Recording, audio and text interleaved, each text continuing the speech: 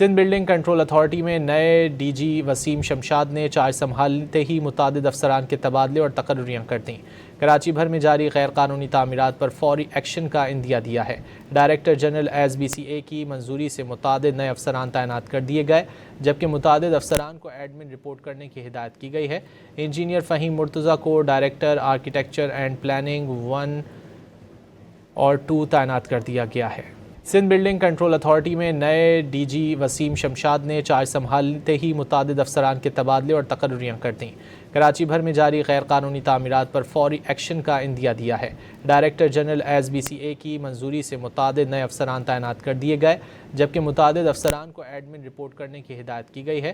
Engineer Fahim Murtaza کو director architecture and planning 1 اور 2 تعینات کر دیا گیا ہے۔ سندھ بلڈنگ کنٹرول اتھارٹی میں نئے ڈی جی وسیم شمشاد نے چارج سنبھالتے ہی متعدد افسران کے تبادلے اور تقرریاں کر دیں۔ کراچی بھر میں جاری غیر قانونی تعمیرات پر فوری ایکشن کا عندیہ دیا ہے۔ Director general S B C A کی منظوری سے متعدد نئے افسران تعینات کر دیے گئے، جبکہ متعدد افسران کو ایڈمن رپورٹ کرنے کی ہدایت کی گئی ہے۔